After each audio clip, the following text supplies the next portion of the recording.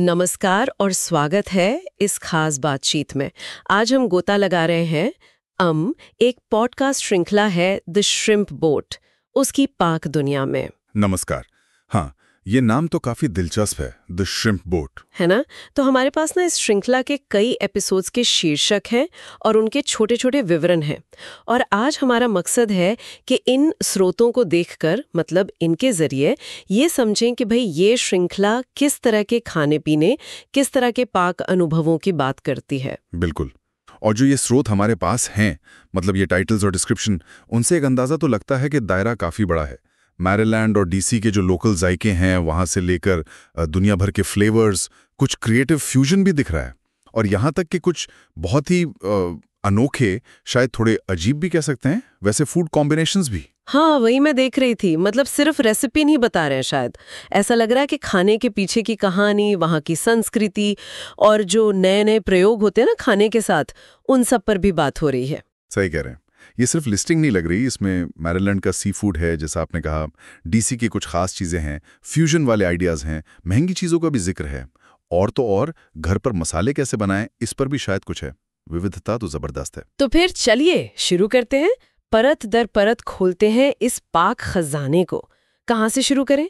मुझे लगता है डीएमवी क्षेत्र पर काफी जोर है ना? मतलब डीसी, मैरीलैंड, वर्जीनिया, ये टाइटल्स में बार बार दिख रहा है। हाँ, आपने बिल्कुल सही पकड़ा।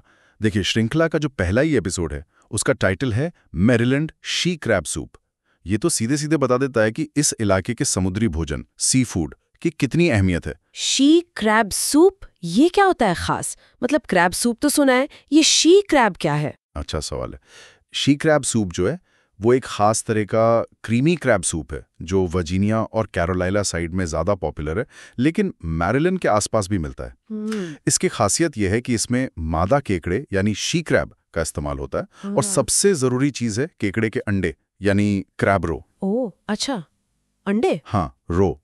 यही अंडे इस सूप को एक बहुत ही रिच, थोड़ा सा नमकीन और एक अलग तरह का स्वाद देते हैं, जो इसे रेगुलर क्रैब सूप से अलग बनाता है। ये काफी गाढ़ा, क्रीमी होता है और अक्सर थोड़ी सी शेरी वाइन डालकर फिनिश किया जाता है। वाह, सुनने में तो काफी लजीज लग रहा है। मतलब शुरुआत ही इतनी दमदार चीज से हुई है। बिल्कुल, ये एकदम क्लासिक रीजनल डिश है।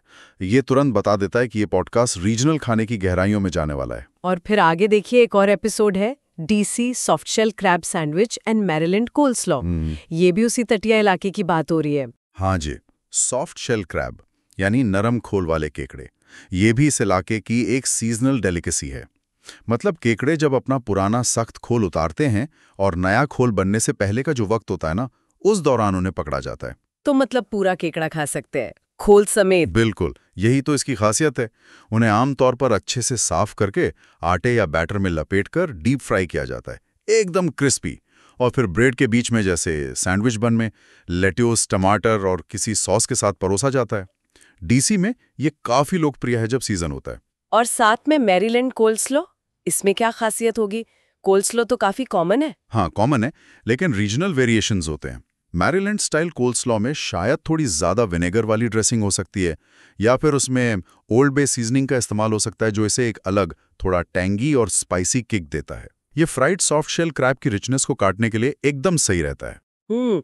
ओल्ड बेस सीजनिंग, इसका जिक्र आगे भी आएगा शायद। ये कॉम्बिनेशन तो कमाल का लग रहा है। क्रिस्पी गरम केकड़ा और ठंडा टैंगी कोल्स्लॉ, एकदम परफेक्ट। निश्चित रूप से ये दिखाता है कि कैसे स्थानीय चीजों को मिलाकर एक बेहतरीन अनुभव तैयार किया जाता है। और इसी तटीय थीम को और आगे बढ़ाते हुए एक एपिसोड है चेसपीक एग्स बेनेडिक्ट। स्रोत इसे कह रहे हैं तटीय पाक गहरा गोता, coastal culinary deep dive. Eggs Benedict तो ब्रंच का राजा माना जाता है, तो चेसपीक वर्जन में क्या होगा? केकड़ा? ज्यादातर संभावना यही है। एग्स बेनेडिक्ट में आमतौर पर इंग्लिश मफिन पर कैनेडियन बेकन या हैम, पोच्ड अंडा और हॉलैंडेज सॉस होता होगा। चेसपीक वर्जन में बेकन या हैम की जगह ताज़ा चेसपीक बे का लंप क्रैब मीट इस्तेमाल होता होगा। लंप क्रैब मीट मतलब केकड़े के मांस के बड़े टुकड़े? हाँ बिल्कुल, ये सबसे अच्छी क्वालिटी का क्रैब मीट माना जाता है। तो आप सोचिए, टोस्टेड मफिन, उसके ऊपर ढेर सारा मीठा नरम केकड़े का मांस, फिर परफेक्टली पोच्ड अंडा जिसका योक बह रहा हो, और ऊपर से रिच बटरी हॉलैंडीज सॉस। शायद उसमें भी थोड़ा ओल्ड बे मिला हो। उफ, ये तो बहुत ही शानदार ब्रंच डिश होगी। ये क्लासिक पर एक बेहतरीन रीजनल ट्विस्ट है ना? ये दिखाता है कि कैसे एक जानी पहचानी डिश को स्थानीय सामग्री से एक नया रूप दिया जा सकता है। और केकड़ों की बात अभी खत्म नहीं हुई है। एक और टाइटल है Maryland's crispy crab fritters. Crab fritters, जैसे पकौड़े, केकड़े के पकौड़े। हाँ, कुछ वैसा ही समझ लीजिए। स्रोत यहाँ साफ तौर पर ताजे मैरीलैंड ब्लू क्रैब मीट के इस्तेमाल पर जोर देते हैं। ब्लू क्रैब चेसापीक खाड़ी के सबसे मशहूर केकड़े हैं, अपने मीठे स्वाद के लिए जाने जाते हैं। और फिर से जिक्र है ओल्ड बे सीजनिंग का। तो ये ओल्ड बे सीजनिंग आखिर है क्या भला? ये बार बार आ रहा है। मैरीलैंड का कोई सीक्रेट मसाला है क्या? सीक्रेट तो नहीं, पर हाँ, मैरीलैंड और आसपास के इलाकों का एक बहुत ही आइकॉनिक, मतलब प्रतिष्ठित मसाला मिक्स है ये। इसमें कई चीजें होती हैं: सेलरी सॉल्ट, काली मिर्च, लाल मिर्च, केन पेपर, पपरिका, सरसों, तेजपत्ता, लौंग, इलायची।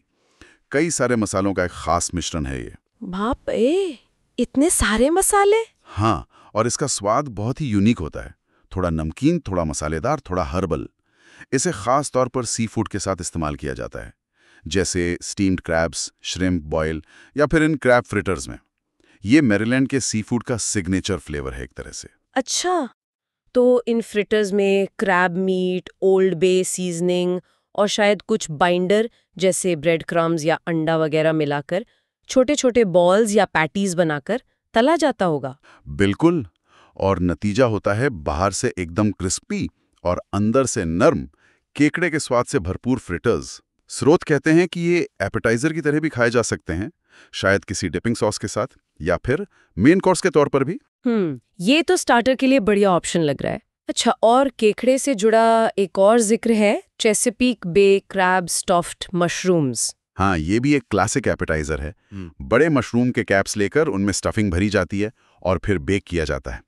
यहाँ स्टफिंग में जाहिर है चेसापीक बे का लंप क्रैब मीट होगा, साथ में फिर से ओल्ड बे सीजनिंग और शायद ब्रेड क्रम्स, मेयोनीज, ये क्रीम चीज, पार्सली, नींबू का रस, इस तरह की चीजें। सुनने में ये भी काफी रिच और फ्लेवरफुल लग रहा है। मशरूम का मिट्टी जैसा स्वाद और केकड़े की मिठास, साथ में ओल्ड बे का जिंग, अच्छा कॉम्बिनेशन होगा। बिल्कुल। ये सब डिशेस दिखाती हैं कि मैरीलैंड और चेसापीक बे इलाके में केकड़ा कितना महत्वपूर्ण है पाक संस्कृति के लिए। लेकिन मैरीलैंड में सिर्फ केकड़ा ही नहीं है, एक और बहुत ही अनोखा व्यंजन है जिसके बारे में स्रोत बताते हैं, मैरीलैंड स्टफ्ड हैम। इसका नाम सुनकर थोड़ा अजीब लगता है ना, स्टफ्ड हैम। ये पारंपरिक डिश है। स्रोत इसे राज्य की ऐतिहासिक संसाधनशीलता और औपनिवेशिक अतीत से जोड़ते हैं। मतलब ये तब की डिश है जब चीजों को संरक्षित करने और बची खुची सामग्री का पूरा इस्तेमाल करने पर जोर होता था। तो कैसे बनता है ये? देखिए, इसमें मूल रूप से एक कॉर्न क्योर्ड हैम, मतलब मकई के दानों के साथ नमक लगाकर संरक्षित किया गया हैम लिया जाता है। फिर उस हैम में गहरे चीरे लगाए जाते हैं या पॉकेट्स बनाई जाती हैं, और इन पॉकेट्स में एक खास तरह की स्टफिंग भरी जाती है। स्टफिंग किस चीज की? स्टफिंग होती है हरी पत्तेदार सब्जियों की, खासकर केल, पत्ता गोभी या स्विस चार्ड, जिन्हें बारीक काटकर मसालों के साथ पकाया जाता है। मसालों में राई के दाने, सेलरी सीड्स, काली मिर्च, लाल मिर्च जैसी चीजें हो सकती हैं। ये स्टफिंग काफी तीखी और चटपटी होती है। अच्छा, हैम के साथ तीखी हरी सब्जियां, ये तो काफी अलग कॉम्बिनेशन है ना? फिर इस भरे हुए हैम को एक कपड़े में कसकर लपेटा जाता है और फिर पानी या स्टॉक में कई घंटों तक धीरे धीरे उबाला या सिमर किया जाता है, जब तक कि हैम पूरी तरह पक ना जाए और स्टफिंग का फ्लेवर उसमें रच पस ना जाए। बाप रे, ये तो काफी मेहनत का काम लगता है। हाँ, पारंपरिक तौर पर से बनाना काफी समय लेने वाला काम है। ये व्यंजन दिखाता है कि कैसे पुराने जमाने में, खासकर सर्दियों में, जब ताज़ी सब्जियां कम होती थीं, लोग केल जैसी हार्डी सब्जियों का इस्तेमाल करके मांस को संरक्षित करते थे और उसे एक नया स्वाद देते थे। स्रोत इसे राज्य की खाद्य संस्कृति का एक बहुत ही पोषित और ऐतिहासिक हिस्सा बताते हैं। यह अक्सर छुट्टियों या खास मौक़ों पर बनाया जाता है। ये तो वाकई दिलचस्प है। एक डिश में कितना इतिहास और कितनी सरलता छुपी हो सकती है।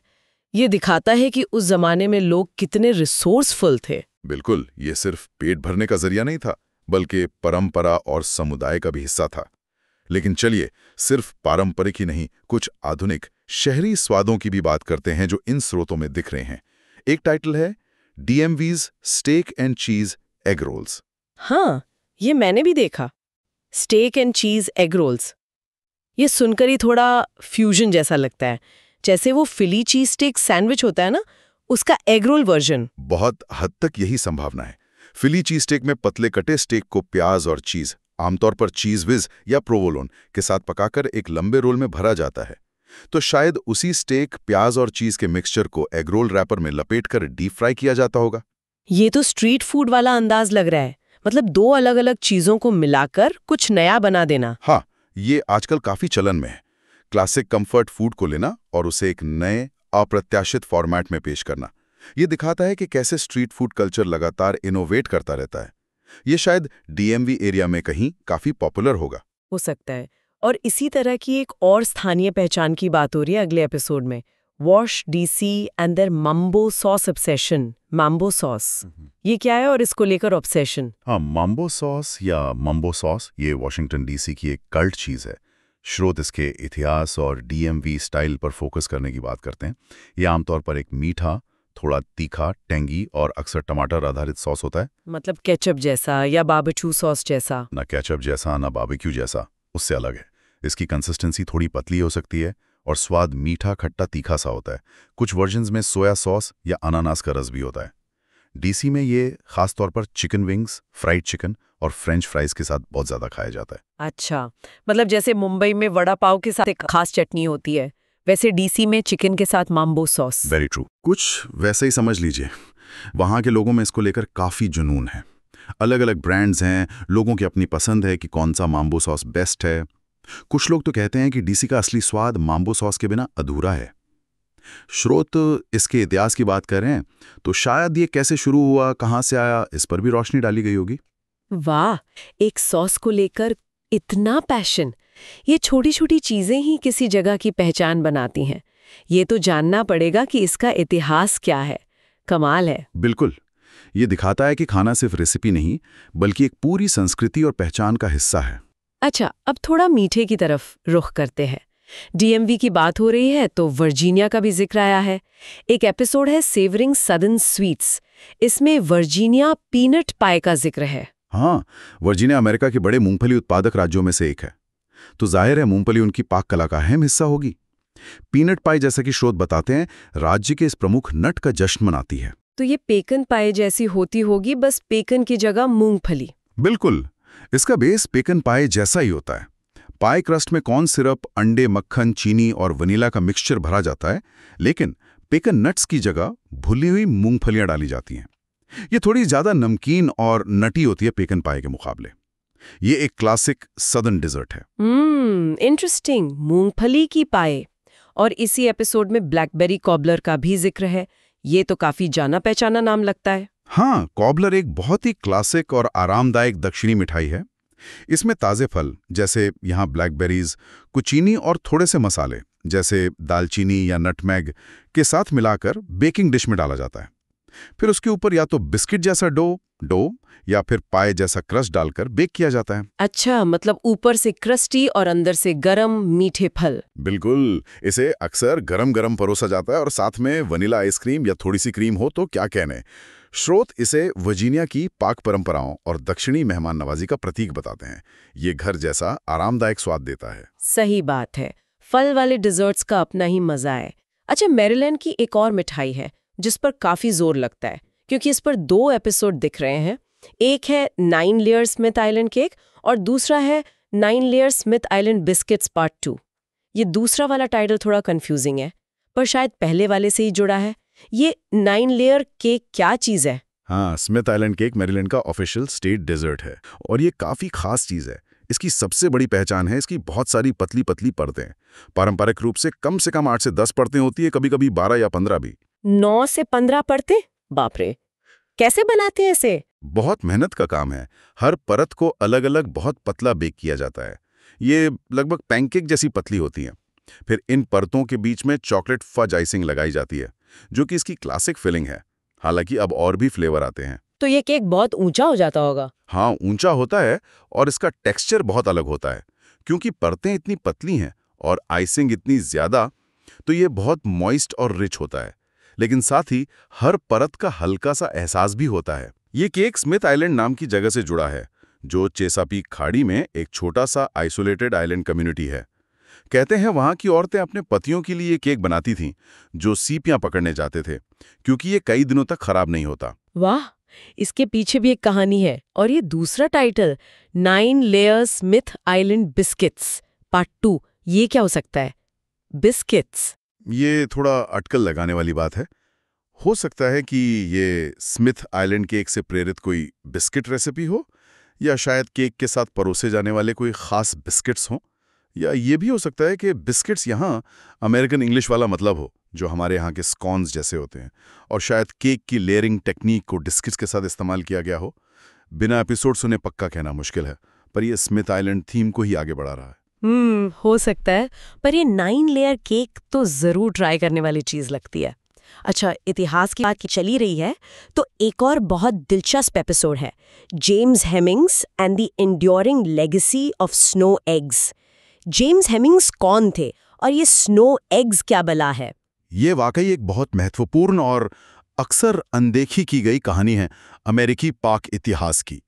जेम्स हेमिंग्स थॉमस जेफरसन, जो अमेरिका के तीसरे राष्ट्रपति थे, के शेफ थे और साथ ही उनके गुलाम भी थे। लेकिन वो एक असाधारण रूप से प्रतिभाशाली शेफ थे। अच्छा, थॉमस जेफरसन के शेफ। हाँ, जेफरसन जब फ्रांस में अमेरिकी राजदूत थे तो वे जेम्स हेमिंग्स को अपने साथ पेरिस ले गए। वहाँ हेमिंग्स ने फ्रांसीसी पाक कला के औपचारिक ट्रेनिंग ली और उसमें महारत हासिल की। वो अमेरिका के पहले शेफ माने जाते हैं जिन्होंने फ्रांस में ट्रेनिंग ली। ये तो बड़ी बात है। बिल्कुल। जब वो अमेरिका वापस आए तो अपने साथ फ्रांसीसी तकनीकें और कई रेसिपीज लाए। स्रोत बताते हैं कि उन्हीं में से एक थी ऊव्स अला नेज, जिसे अंग्रेजी में स्नो एग्स कहते हैं। स्नो एग्स, बर्फीले अंडे, ये क्या होता है? ये एक बहुत ही एलिगेंट मतलब नाजुक सा डेजर्ट है। इसमें अंडे की सफ़ेदी को चीनी के साथ फेंटकर नरम चोटियां बनने तक विप किया जाता है, जिसे मिरैंग कहते हैं। फिर इस मिरैंग के छोटे छोटे बादलों जैसे टुकड़ों को हल्के मीठे दूध या कस्टर्ड, जिसे क्रीम ऑंगलेस कहते हैं, में धीरे धीरे पकाया जाता है। अच्छा, दूध में पकाते हैं मिरंग को? हाँ, बहुत हल्के हाथ से। इससे वो नर्म और फूले हुए रहते हैं, बर्फ के गोलों जैसे। फिर इन्हें निकालकर ठंडा किया जाता है और उसी क्रीम एंगलेस के ऊपर रखकर परोसा जाता है। अक्सर ऊपर से कैरेमल सॉस या फलों का सॉस भी डाला जाता है। सुनने में तो बहुत डेलिकेट और फैंसी लग रहा है भी। स्रोत ये भी इशारा करते हैं कि हेमिंग्स के वर्जन में शायद मेपल सिरप या फलों के प्रिजर्व और दालचीनी का इस्तेमाल होता था, जो अमेरिकी स्वाद को भी दर्शाता है। जेम्स हेमिंग्स ने अमेरिकी अभिजात वर्ग के बीच French fries, ice cream, macaroni and cheese जैसी कई चीज़ों को लोकप्रिय बनाने में भी भूमिका निभाई। स्नो एग्स उनकी पाक विरासत और अमेरिकी भोजन पर शुरुआती फ्रांसीसी प्रभाव का एक बेहतरीन उदाहरण है। यहाँ ये वाकई दिलचस्प हो जाता है। ये सिर्फ एक रेसिपी नहीं रह जाती, ये एक इंसान की कहानी है, इतिहास है, संस्कृति का मेल है। ये जानना बहुत जरूरी है। बिल्कुल। ये हमें याद दिलाता है कि खाने की दुनिया में बहुत से गुमनाम हीरो रहे हैं जिनका योगदान बहुत बड़ा है। सही कहा। लेकिन देखिए, श्रृंखला सिर्फ ऐसी फैंसी या ऐतिहासिक चीजों पर ही नहीं रुकती। एक एपिसोड हनी व्हीट ब्रेड पर भी है, बिल्कुल साधारण रोजमर्रा की चीज। स्रोत इसे पौष्टिक परंपरा, नरिशिंग ट्रेडिशन कहते हैं। हाँ, और ये भी जरूरी है, हनी व्हीट ब्रेड यानी शहद और गेहूं के आटे से बनी ब्रेड, ये पौष्टिक भी है और स्वादिष्ट भी। इसका जिक्र दिखाता है कि पॉडकास्ट शायद हर तरह के खाने को महत्व दे रहा है, चाहे वो रोज का खाना हो या कोई खास व्यंजन। ये पौष्टिक परंपरा शब्द बताता है कि शायद घर पर ब्रेड बनाने की बात हो रही है, जो कि एक बहुत ही बेसिक और संतोषजनक पाक कला है। मतलब होम बेकिंग का पहलू भी है। ये अच्छा संतुलन है। अच्छा, तो ये तो हुई डीएमवी और कुछ ऐतिहासिक बातें। अब थोड़ा और आगे बढ़ते हैं। कुछ बहुत ही क्रिएटिव और फ्यूजन चीज़ों का जिक्र है, खासकर पीनट बटर और जेली सैंडविच को लेकर। ऐसा लगता है इस पर तो पूरी सीरीज ही बना दिए। हाँ, ऐसा ही लग रहा है। 2 एपिसोड टाइटल तो सीधे सीधे इसी पर हैं, it's peanut butter jelly time और peanut butter too much time. लगता है बनाने वाले को पीनट बटर जेली सैंडविच से कुछ ज़्यादा ही लगाव है। या शायद वो दिखाना चाहते हैं कि इस सिंपल सी चीज़ के साथ कितने प्रयोग किए जा सकते हैं। स्रोत कई कॉम्बिनेशंस बताते हैं, एक एक करके देखें। हाँ, देखते हैं। पहला है पीनट बटर और केला, साथ में स्ट्रॉबेरी जैम, और ब्रेड है हनी व्हीट। पीनट बटर और केला तो क्लासिक कॉम्बिनेशन है, एल्विस प्रेस्ली का फेवरेट था शायद। और साथ में strawberry jam, Honey wheat bread की हल्की मिठास के साथ अच्छा लगेगा। ये काफ़ी सेफ और टेस्टी लग रहा है। हाँ, ये काफ़ी पसंद किया जाने वाला कॉम्बिनेशन है। अगला है होल ग्रेन ब्रेड पर पीनट बटर, शहद और अंजीर प्रिजर्व, फिग प्रिजर्व। ओह, अंजीर! ये थोड़ा अलग है। होल ग्रेन ब्रेड का नटी स्वाद, पीनट बटर, शहद की मिठास और अंजीर का एक खास थोड़ा दानेदार सा मीठा स्वाद, ये थोड़ा ज्यादा कॉम्प्लेक्स और सोफिस्टिकेटेड लग रहा है। बिल्कुल, अंजीर का फ्लेवर पीनट बटर के साथ अच्छा जाता है। तीसरा कॉम्बिनेशन थोड़ा वाइल्ड है। टोस्टेड व्हाइट ब्रेड पर पीनट बटर, बेकन और अंगूर jelly. Bacon peanut butter sandwich में मीठे अंगूर जेली के साथ? ये तो बहुत ही डेयरिंग है। मतलब मीठा, नमकीन, स्मोकी सब एक साथ। हाँ, ये स्वीट और सेवरी, मीठा और नमकीन वाला कॉम्बिनेशन है जो कुछ लोगों को बहुत पसंद आता है। क्रिस्पी बेकन का टेक्सचर और नमकीन स्वाद, पीनट बटर की क्रीमीनेस और अंगूर जली की मिठास, टोस्टेड व्हाइट ब्रेड शायद एक न्यूट्रल बेस देती है इन सब फ्लेवर्स को। पता नहीं, मुझे थोड़ा शक है इस पे, पर शायद ट्राई करने पर अच्छा लगे। अगला क्या है? अगला है ब्रियोश पर पीनट बटर, मार्शमेलो फ्लफ और रास्पबेरी जैम। ब्रियोश, वो मीठी रिच अंडे वाली ब्रेड और मार्शमेलो फ्लफ, मतलब वो फ्लफर नटर सैंडविच जैसा कुछ, और साथ में रास्पबेरी जाम का तीखापन। ये तो डेजर्ट सैंडविच लग रहा है एकदम। हाँ, ये जरूर बहुत मीठा और इंडल्जेंट होगा। ब्रियोश की softness, peanut butter, marshmallow fluff की चिपचिपी मिठास और रास्पबेरी जैम का खट्टा मीठा स्वाद बच्चों को शायद बहुत पसंद आए, शायद बड़ों को भी। और आखिरी कॉम्बिनेशन है सिनेमन रेजिन ब्रेड पर पीनट बटर, सेब के पतले टुकड़े और ऑरेंज मार्मलेड। ये भी काफ़ी इंटरेस्टिंग है। सिनेमन रेजिन ब्रेड का अपना एक मीठा मसालेदार स्वाद होता है। उसके साथ पीनट बटर, ताज़े सेब का क्रंच और हल्का खट्टापन, और ऑरेंज मार्मलेड की कड़वी मीठी सिट्रसी किक। ये काफ़ी लेयर्ड फ्लेवर वाला सैंडविच होगा। हाँ, इसमें टेक्सचर भी है। Bread, creamy peanut butter, crunchy सेब, ये सारे कॉम्बिनेशंस देखकर तो यही लगता है कि ये सिर्फ सैंडविच की रेसिपी नहीं दे रहे होंगे। स्रोत में घर पर जैम और प्रिजर्व बनाने का भी इशारा है, जैसे स्ट्रॉबेरी जैम, अंजीर प्रिजर्व, अंगूर jelly, Raspberry jam, orange marmalade. तो क्या ये theme DIY do it yourself पर भी है? बहुत ज़्यादा संभावना है। ये दिखाता है कि कैसे आप साधारण चीज़ों को भी अपनी कल्पना से, अपनी क्रिएटिविटी से बिल्कुल नया रूप दे सकते हैं। और घर पर जैम या प्रिजर्व बनाने से न सिर्फ स्वाद बेहतर होता है, बल्कि आपको पता होता है कि आप क्या खा रहे हैं, कोई प्रिजर्वेटिव्स वगैरह नहीं। ये एक तरह से स्लो फूड मूवमेंट या घर के बने खाने के महत्व को भी रेखांकित करता है। मतलब रचनात्मकता और घर पर बनी चीजों का संगम, ये काफी अच्छा संदेश है। और फ्यूजन की बात चली है तो स्रोत कुछ और भी सांस्कृतिक मिश्रणों का जिक्र करते हैं। ये बोनस एपिसोड्स लगते हैं। कई बोनस एपिसोड्स के टाइटल हैं जो सीधे सीधे कल्चरल फ्यूजन की बात करते हैं। जैसे बोनस एफ्रो लैटिनो एंड हलाल, ये अफ्रीकी लातीनी और हलाल पाक परंपराओं के बीच किसी तरह के मेल या जुड़ाव की तरफ इशारा करता है। हो सकता है ऐसी रेसिपीज हों जिनमें दोनों संस्कृतियों के तत्व मिलते हों। ये तो बहुत ही दिलचस्प है। आजकल दुनिया इतनी जुड़ी हुई है तो खाने में भी ये मेलजोल दिखना स्वाभाविक है। और एक और है बोनस हलाल और kosher inspired recipes that classify as both. हाँ, ये भी काफी अनोखा है। ऐसी रेसिपीज जो हलाल इस्लामिक आहार नियम और कोशेर यहूदी आहार नियम दोनों के मानकों पर खरी उतरती हों। इन दोनों नियमों में कुछ समानताएं हैं, जैसे सुअर का मांस न खाना, लेकिन अंतर भी बहुत हैं, खासकर मांस और डेयरी को मिलाने को लेकर कोशर में मना है। तो ऐसी रेसिपीज बनाना जो दोनों के अनुकूल हों, ये एक चुनौती भी है और एक अच्छा प्रयास भी है विभिन्न समुदायों को जोड़ने का। ये वाकई दिखाता है कि खाना कैसे अलग-अलग समुदायों के बीच एक पुल का काम कर सकता है। अच्छा, और मैक्सिकन अमेरिकन फ्यूजन का भी जिक्र है। हाँ, 2 बोनस एपिसोड्स हैं। Bonus Mexican American inspired soup और bonus Mexican American style chocolate love. ये मैक्सिकन और अमेरिकी स्वाद और तकनीकों के मेल पर केंद्रित लगते हैं। शायद सूप में मैक्सिकन मसाले हों, लेकिन अमेरिकी स्टाइल की क्रीम या सामग्री हो। और चॉकलेट लव वाला एपिसोड शायद मैक्सिकन हॉट चॉकलेट, जिसमें दालचीनी और मिर्च होती है, से प्रेरित कोई डेजर्ट हो, या चॉकलेट के साथ कोई और मैक्सिकन अमेरिकन फ्यूजन। संभावनाएं तो बहुत हैं। ये सारे फ्यूजन आइडियाज दिखाते हैं कि खाना कितना डायनामिक है, हमेशा बदलता रहता है, नई चीजें अपनाता रहता है। बिल्कुल। और ये श्रृंखला सिर्फ जाने पहचाने फ्यूजन तक ही सीमित नहीं है। कुछ बहुत ही कह सकते हैं असामान्य संयोजनों का भी जिक्र है बोनस एपिसोड्स में। जैसे कि मुझे एक दिखाता, bonus fried Mentos and condensed milk. ये क्या है?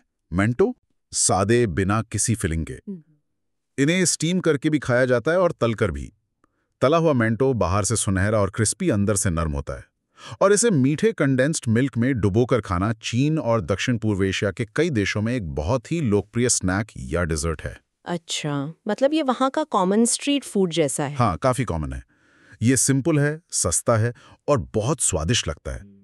तो ये अंतर्राष्ट्रीय स्ट्रीट फूड का एक उदाहरण हुआ, लेकिन कुछ और संयोजन तो और भी ज्यादा चौंकाने वाले हैं। जैसे मैंने भी नोट किया था। एक है बोनस एप्पल चीज एंड चॉकलेट।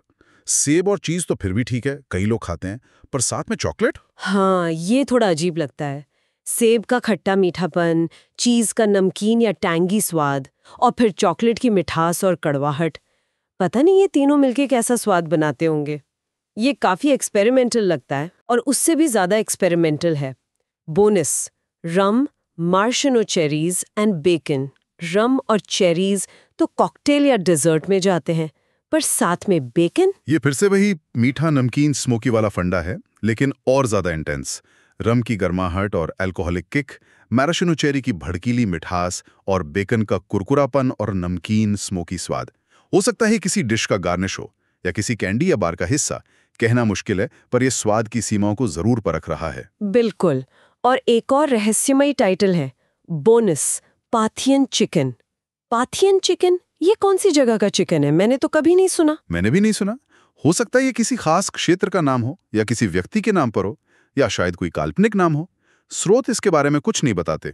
ये जरूर उत्सुकता जगाता है कि आखिर ये पाथियन चिकन है क्या और कैसे बनता है। लगता है ये पॉडकास्ट सुनने वालों को चौंकाने और सोचने पर मजबूर करने में विश्वास रखता है।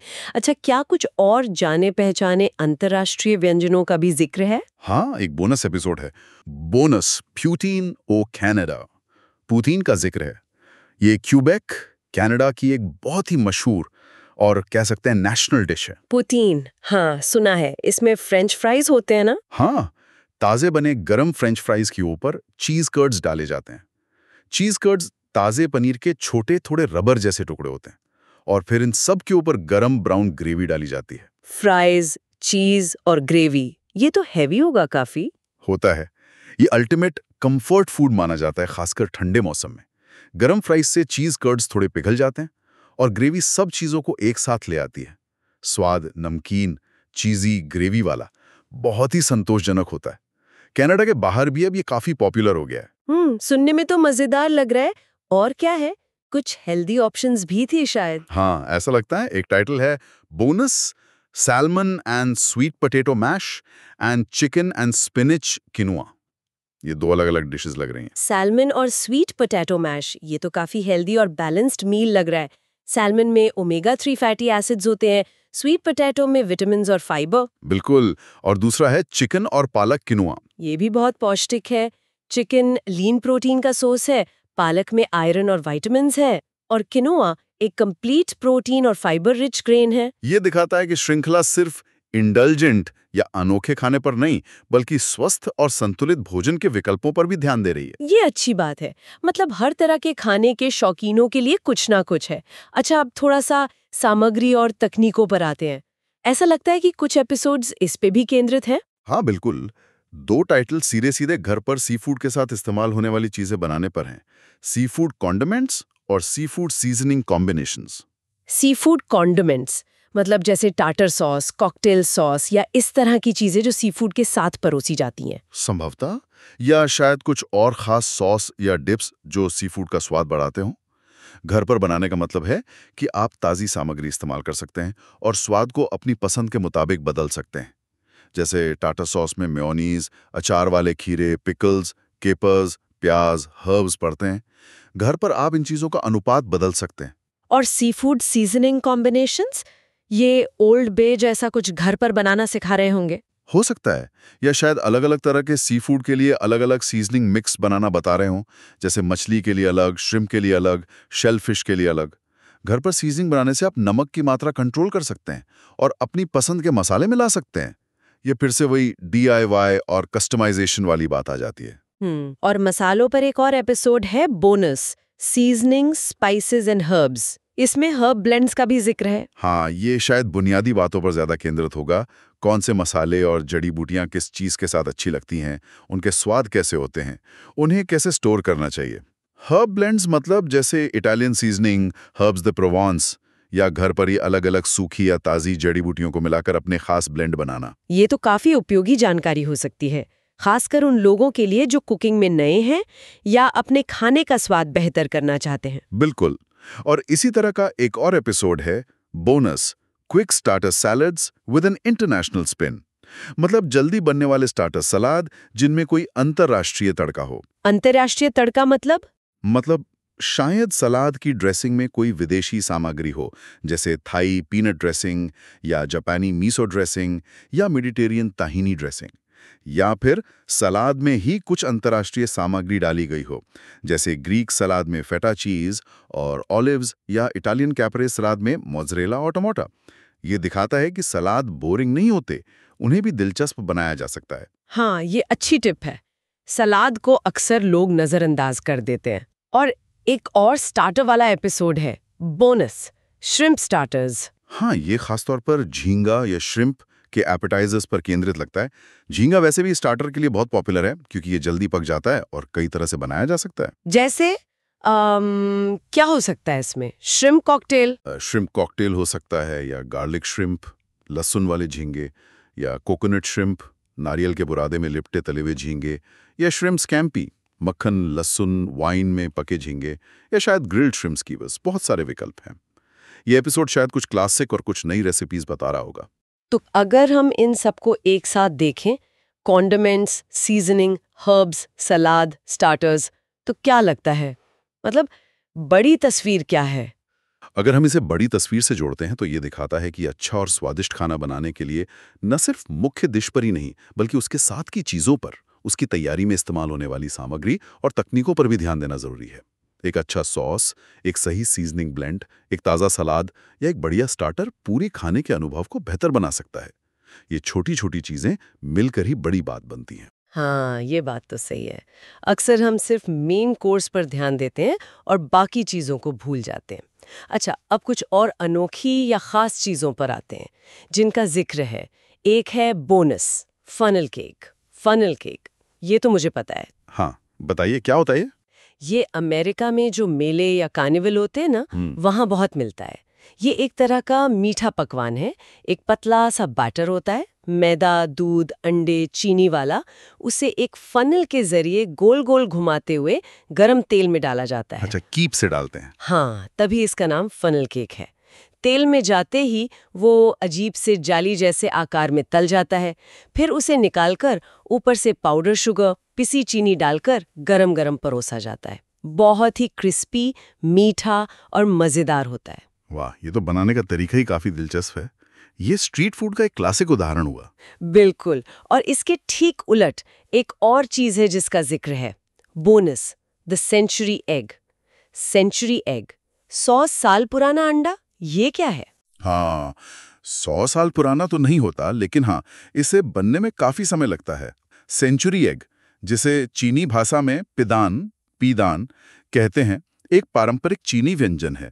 इसमें बत्तख, मुर्गी या बटेर के अंडे को कई हफ्तों या महीनों तक एक खास मिश्रण में डालकर संरक्षित किया जाता है। कैसा मिश्रण? ये मिश्रण होता है मिट्टी, राख, नमक, क्विकलाइम, बिना बुझा चूना और चावल की भूसी का।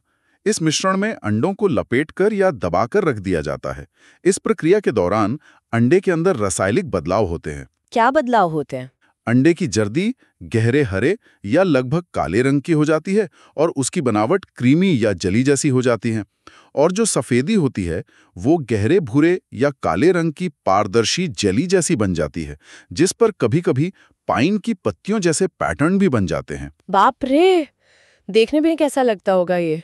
और स्वाद कह सकते हैं कि अक्वायर्ड टेस्ट है, मतलब हर किसी को पसंद नहीं आता, धीरे धीरे आदत पड़ती है। इसमें एक बहुत तेज, तीखी, सल्फर जैसी या अमोनिया जैसी गंध और स्वाद होता है। जर्दी का स्वाद ज्यादा रिच और क्रीमी होता है, सफेदी का हल्का। इसे अक्सर पतला काटकर कॉन्जी चावल की दलिया के साथ या टोफू के साथ या बस थोड़ा सा सोया सॉस और अदरक के साथ खाया जाता है। उफ, ये तो सुनने में ही हिम्मत चाहिए खाने के लिए। ये वाकई पाक विविधता का एक चरम उदाहरण है। कहाँ फनल केक और कहाँ सेंचुरी एग। है ना? ये दिखाता है कि खाने की दुनिया कितनी विशाल और विविध है। हर संस्कृति की अपनी अनोखी चीजें हैं। बिल्कुल। अच्छा, ये श्रृंखला सिर्फ स्वाद और अनोखेपन तक ही सीमित नहीं है, बल्कि थोड़ी विलासिता, लग्जरी को भी छूती है। 2 एपिसोड्स हैं, bonus the most expensive beer और bonus the most expensive desserts. हाँ, ये पहलू भी दिलचस्प है। दुनिया की सबसे महंगी बेयर कौन सी है, क्यों है, उसमें क्या खास है? हो सकता है उसमें सोना मिला हो, या वो बहुत पुरानी हो, या किसी दुर्लभ तरीके से बनी हो। इसी तरह सबसे महंगे डेजर्ट्स, शायद उनमें दुर्लभ सामग्री हो, जैसे खास तरह की वनीला या चॉकलेट, या ऊपर से हीरे जवाहरात लगे हों। हाँ, मैंने सुना है कुछ डेजर्ट्स में सोने की वर्क लगी होती है या वो बहुत ही कॉम्प्लिकेटेड होते हैं। बिल्कुल।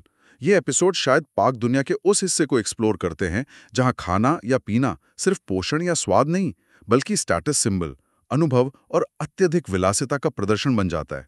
ये दिखाता है कि भोजन और पेय के साथ हमारा रिश्ता कितना जटिल हो सकता है। ये एक अलग ही दुनिया है और स्थानीय खोज भी जारी रहती है एक और डीसी केंद्रित एपिसोड के साथ। Washington DC's edible landscape, from wild blossoms to sophisticated sips. हाँ, ये टाइटल काफी आकर्षक है। एडिबल लैंडस्केप मतलब खाने योग्य परिदृश्य, वाइल्ड ब्लॉसम्स यानी जंगली फूल, और सोफिस्टिकेटेड सिप्स मतलब परिष्कृत पेय। तो इसका क्या मतलब हो सकता है? क्या ये डीसी के रेस्टोरेंट्स के बारे में नहीं है? शायद नहीं, या सिर्फ उतना ही नहीं। वाइल्ड ब्लॉसम्स से इशारा मिलता है कि ये शायद शहरी फॉरेजिंग के बारे में हो, मतलब शहर के पार्कों या आसपास की जगहों में उगने वाले खाने योग्य जंगली पौधों, फूलों या फलों को पहचानना और इस्तेमाल करना। अच्छा, शहर में फॉरेजिंग। हाँ, ये आजकल एक ट्रेंड बन रहा है। और सोफिस्टिकेटेड सिप्स का मतलब हो सकता है शहर के खास कॉकटेल बार या लोकल ब्रूवरीज जहां बियर बनती है, या डिस्टिलरीज जहां स्पिरिट्स बनती हैं, या फिर अनोखी कॉफी शॉप्स। ये एपिसोड शायद डीसी के खाने पीने के परिदृश्य को रेस्टोरेंट से आगे बढ़कर देख रहा है, प्रकृति से लेकर पेय पदार्थों तक। ये तो काफी व्यापक दृष्टिकोण है। ये दिखाता है कि किसी शहर का फूड सीन सिर्फ रेस्टोरेंट मेन्यू तक ही सीमित नहीं होता। बिल्कुल। और अंत में एक और बोनस एपिसोड है जिसका टाइटल सबसे ज्यादा चौंकाने वाला और थोड़ा हटके है। बोनस स्कैंडलसनेस इन इरिटीज। हाँ, ये क्या है? स्कैंडलसनेस इन इरिटीज, ये तो कोई शब्द भी नहीं लगता। और स्रोत बताते हैं कि ये sex scandal and shenanigans podcast से प्रेरित है। तो ये विषय तो खाने से काफी अलग लग रहा है। सेक्स, स्कैंडल, शरारतें। तो क्या ये पॉडकास्ट खाने के बारे में ही नहीं है, या शायद खाने से जुड़ा कोई स्कैंडल, जैसे इतिहास में कोई राजा या रानी जिसके खाने को लेकर कोई कहानी हो, या किसी फूड कंपनी का स्कैंडल? कहना बहुत मुश्किल है।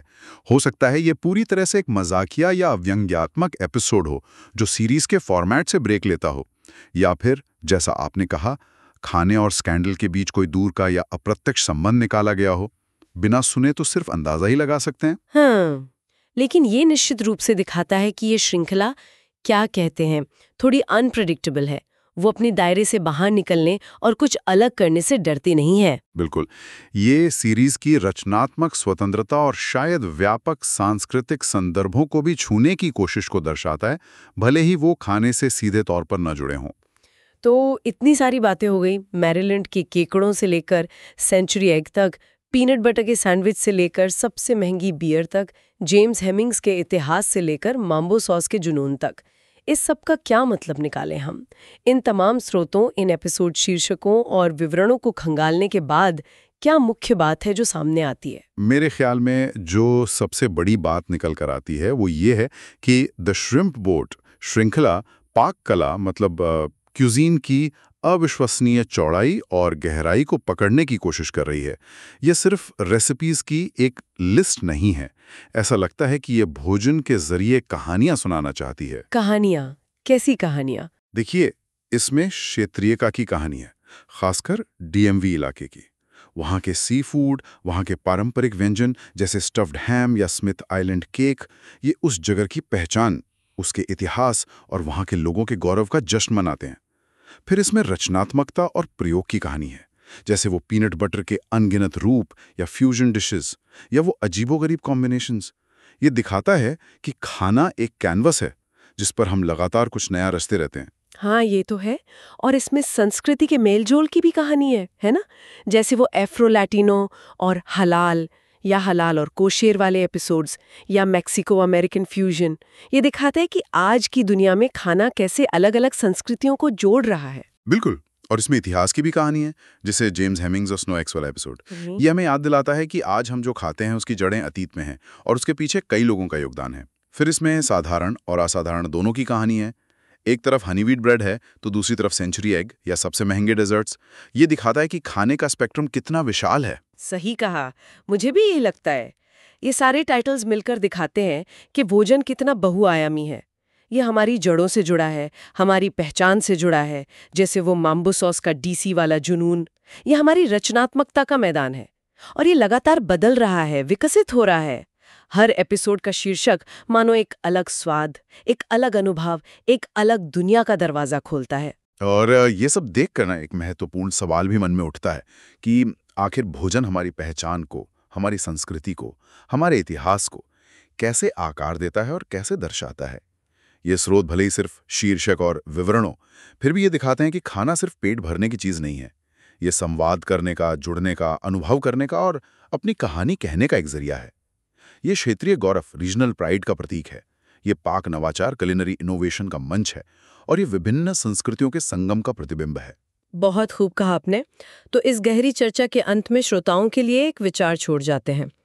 इस अद्भुत पाक विविधता को देखते हुए मैरीलैंड के नीले केकड़ों की मिठास से लेकर सेंचुरी एग के अनोखे स्वाद तक, घर पर बने स्ट्रॉबेरी जैम की सादगी से लेकर दुनिया की सबसे महंगी बियर की विलासिता तक, ऐसी कौन सी एक क्षेत्रीय विशेषता या कौन सा एक अप्रत्याशित स्वाद संयोजन है जिसे आप अगली बार आजमाने की चुनौती लेना चाहेंगे?